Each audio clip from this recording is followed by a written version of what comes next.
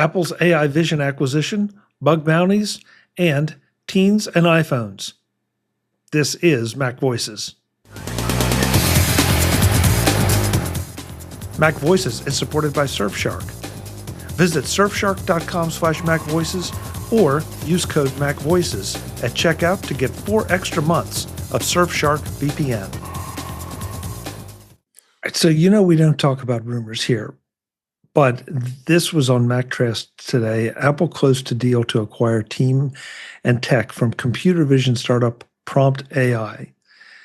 I decided to include it because this is a computer vision startup, and also apparently there's already been an all-hands meeting at Prompt.ai telling people that if you join Apple, great. If you don't, then you'll be open posting for jobs or keeping your jobs at a greatly reduced salary.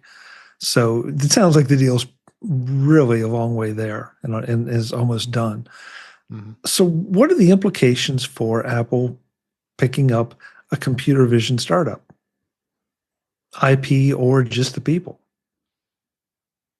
We hear rumors about, and yes, these are rumors, but we hear rumors about Apple putting cameras in AirPods. And of course, we already have them in our phones. We have them on our computers. Any speculation on where this could go? No speculation. Well, I know for me, I was looking at what is Prompt AI's main product, and I was looking at their focus in security cameras. So I don't know if, it's pretty niche for Apple to maybe do something like that, but I kept wondering if this is just a way, this is related to Face ID, and maybe that's on the camera that faces you. What if your camera could identify other people? Yeah, I didn't know what to make of it, and my fear is if I thought long enough that I'd come up with some crazy idea, and that would just turn it into a nuttier rumor. I think it's more of the recognition, like Chuck said. The rumor is that Apple is going to be going into cameras in the future and doorbell cameras or some sort of security. They already have it as part of HomeKit, so you have that ability to have your video cameras into HomeKit. Having a system that will be able to identify, hey, your wife's here, or your sons are here, your daughter's here, whatever, to improve that process. They're also rumored to have another product coming out next year, the HomePod with the screen on it. That would also be another area where they would want to have cameras and making sure that everyone's identified, especially if it's going to take personal requests. You want to make sure that the personal requests are according to who is standing in front of the camera. What I find interesting about this one is it's not that Apple just basically bought the company and absorbed it in Apple. They basically are just sucking the life out of this company, taking the people and the IP and leaving the shell. So it's kind of like the horror movie where you see the ghost and it sucks the life out of and all that's left is a skeleton of the remnants of it. So I think that's kind of interesting, especially in the world that we live in, where Apple has to justify any type of buyout or mergers or acquisitions or things of that nature. So there's a lot of possibility for this company, I think, in the future, and with the HomePod and the screen and security cameras and being able to identify who it's talking to. Norbert, you kind of went down the road that I went down, the rumor about Apple's home robot, and that was the term that was used, that is allegedly coming next year. And, again, rumors. But what if you could walk into your house and the device knows it's you and can, do whatever you want it to do because you're home? Maybe it would turn the Apple TV on to a particular channel, that it would set the temperature a certain way, that it would light up certain parts of the house because it's you, not because you hit a button that was discontinued by Logitech or anything else, but just was smart enough to do that. And then if your partner came home or your kid came home, some of the same things could happen. Maybe, and not just that, but not overlap with it. Maybe if the kid came home, maybe the lights in the kid's room would go on, or if your partner came home, the music in the third bedroom or something would start. So I feel like there are a lot of possibilities for enhancing services by recognizing who someone is beyond just the ability to pick up my phone and have it recognize me. And if I turn it around to you, it doesn't recognize you. And that's maybe I'm just playing Marty's game and I'm coming up with really weird, wacky, wild things. So I do like the idea.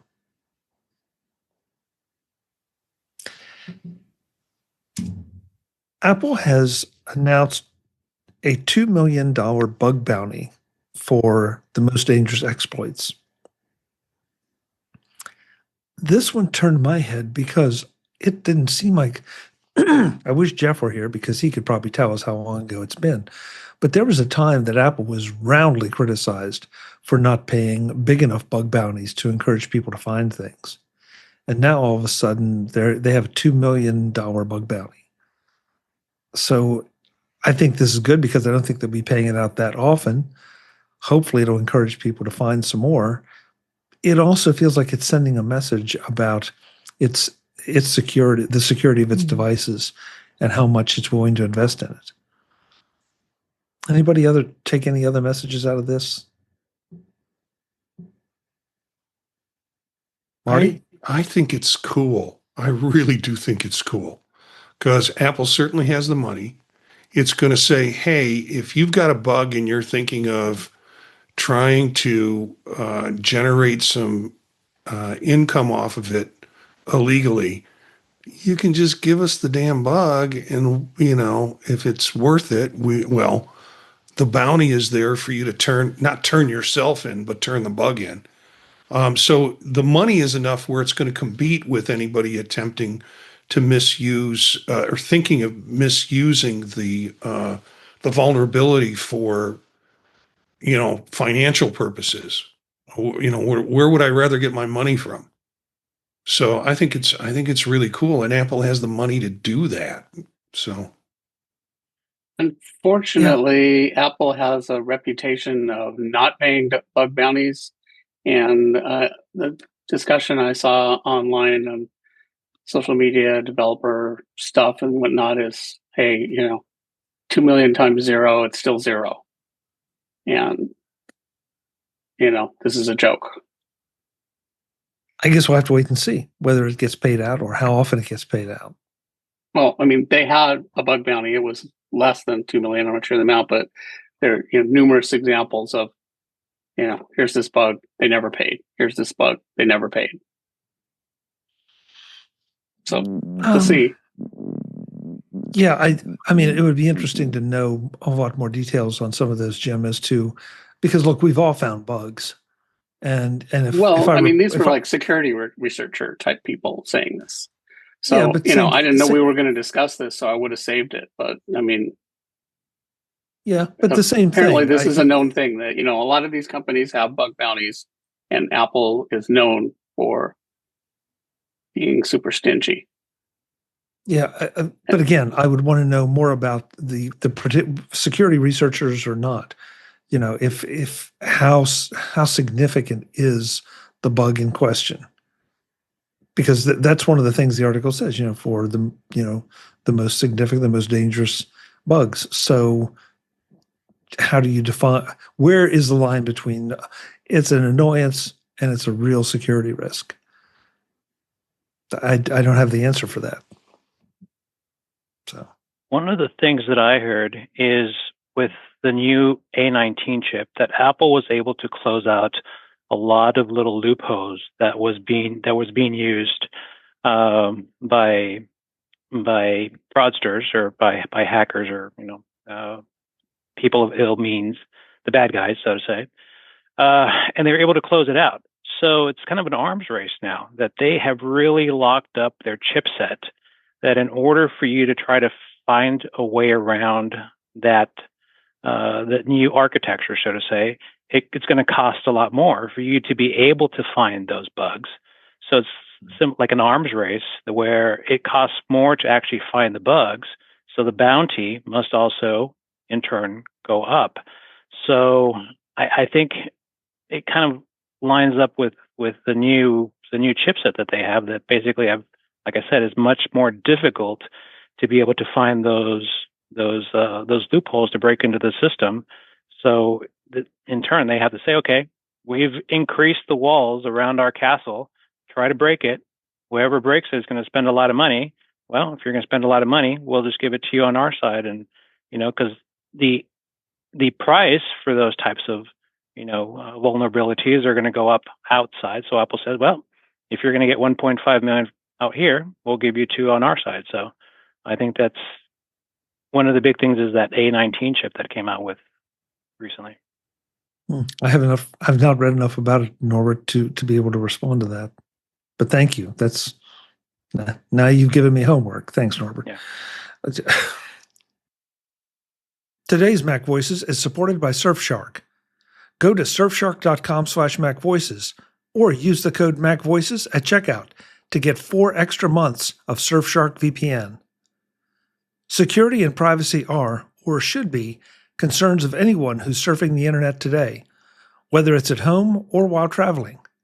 You need a VPN, a way to keep what you do online away from data brokers, trackers, and other nasties who want to use your data for their purposes. A Surfshark VPN is what you need. Surfshark creates a secure, encrypted connection that hides your location and protects everything you send or receive so that what is your business stays your business. Whether your objective is just to stay private, to access geo-restricted content, or to be protected when you're connecting to hotel or coffee shop Wi-Fi, Surfshark does all that and more. More?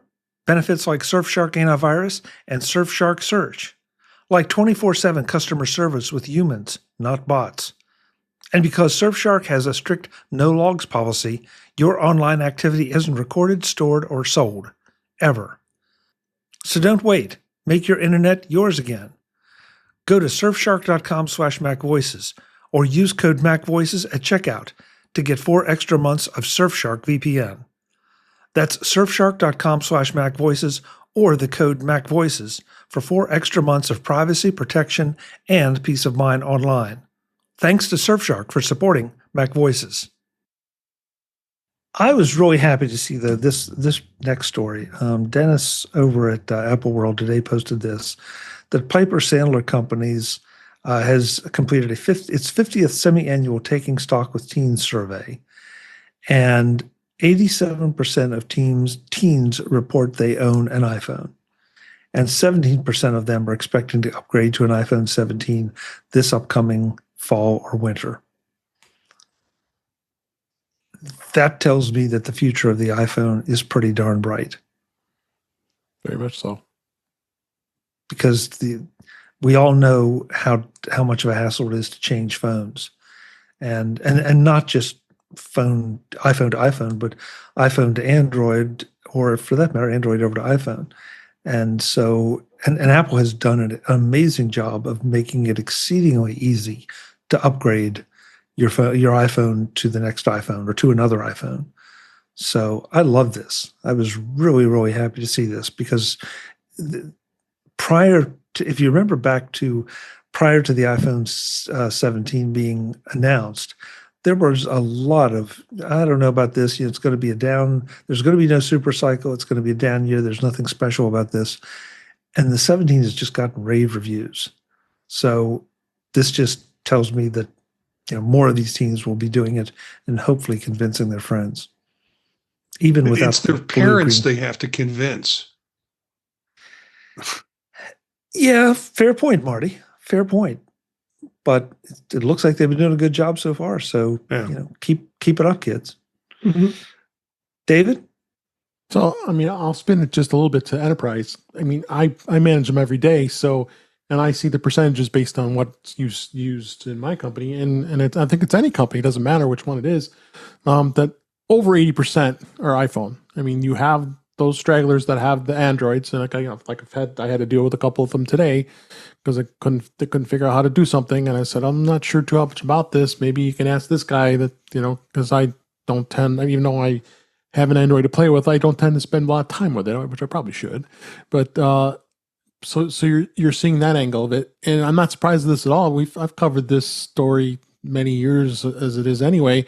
Teens have pretty much liked the iPhone to begin with. I mean, I think the ease of use is covered by the biggest key of it, and being able to and be able to get the App Store. I think you have a lot of friends that are on them, so they don't the old dreaded green bubble with the texts and all that. Obviously, that's all fixed now, but so I think that's pretty much has been a mainstay. Same thing with the parents. I think a lot of the parents probably like iPhone because it's of its simplicity.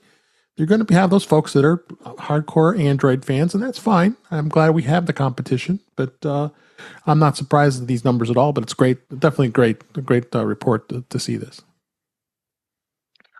Well, and we talked about how Apple, at least in some of the views expressed here on MacVoices, lost a bit of the education market because they didn't produce a cost-effective product. But funny how, once again, maybe Apple was more prescient than the rest of us because the kids are doing most of the stuff on their phones now and not necessarily on a laptop. So, maybe Apple really did skate to where the puck was going and not where it was and where we all thought it was. Right. Maybe I'm just giving them credit, but one way or the other, it seems to have worked out. This is a great survey. I like this. Yeah. Yeah. This is a follow-up from one that we talked about quite a while. It seems like quite a while back now. I thought it was interesting that Mac Rumors decided now to mention it, but the latest on Apple suing John Prosser over iOS 26 leaks. Unbelievable to me that, according to this article, Prosser has not appeared, has not responded to the suit, and so Apple has asked for basically a summary judgment against him. Meanwhile, Prosser is still out there doing his thing, posting information that now this was the thing they mentioned, an iPhone Air review earlier this week. So that would not have constituted a leak. But he just continues to do his thing, and Apple's not the kind of company that's going to go away. So the question then becomes, okay, the judge declares in favor of Apple, and what kind of damages are going to be awarded? But to mount no defense at all? Yeah, this was something pretty bizarre in itself. I mean, Prosser just is just sitting there saying, "Hey, I'm not dealing with this. Come at me, Apple. See what you can do." But I don't think he has deep pockets to be able to. Apple could get a good summary judgment here that he's going to have to come up with some pretty large sums of money here. If Apple wins this, which it seems that it will, but because you're not even fighting it, go in court and get your say and say, hey, this is why I'm doing this or that. And I think Prosser has been kind of like that as of late. He just once he publicly announced about it, he didn't seem too overly worried about it. So maybe that's what the attitude he's taking. Yeah, Norbert, does this make any sense to you to just not respond at all? It makes absolutely zero sense to me. And I don't know if he's just trying to build up publicity for himself by doing this, or be the one that tried to slay the dragon. He's not going to slay Apple. Apple, like you said, they're not going away. They have gazillion dollars. They're not, they have high-priced lawyers on staff on speed dial that they can take care of it. And it makes, what are you doing, John? What are you doing? Makes no sense. Nope. I mean, is he trying? Is he trying to draw the sympathy of the public like Epic Games did with their defense? I'm here for the little guy. Mm-hmm. Well, see, that's the thing is that he doesn't have a defense. He's not even showing up. Yeah. But Marty, even if that was the case, how is leaking iOS 26 information being there for the little guy? I mean, I don't agree. I don't agree with Spotify's position in that argument, but at least I understand it. Here, it's just like you're leaking confidential information. What other than self-enrichment, one way or another, what could possibly be the benefit? Because I'm passing this on to everybody else who's curious, and I'm falling on my own sword. Good for you. Good for you. It just doesn't track. I could have waited a couple of weeks to find out about glass interface, frankly. I didn't need John Prosser to fall on a sword for me. Well, we were seeing the betas were out and there were all those things going on. But yeah, it just, if this had been a whistleblower situation where, oh my God, the next version of iOS is going to erase your hard drive. All right, then there's an argument and there'd be whistleblower protection maybe. But here, I don't know. No. Sorry, John. Not with you. Eric Bolden is in the chat. He couldn't be with us tonight, but he apparently has been listening because he just said it's only the cheap power banks that are a problem. So, Eric, I didn't price any of these out. I don't know, but I mean, Anker and ESR are both pretty good names. I don't think they're the cheap no-name knockoffs. So, I don't know. Unless you want to elaborate on that, and if you do, I'll report on it here. Visit MacVoices.com for show notes and to connect with Chuck on social media. Get involved in our Facebook group or like our Facebook page, and get more out of your Apple tech with MacVoices Magazine, free on Flipboard and on the web. And if you find value in it all, consider supporting us through either our Patreon campaign at patreon.com/MacVoices, or by making a one-time donation via the PayPal link on our front page and in the show notes of each episode. You will join these fine people who help bring you Mac Voices.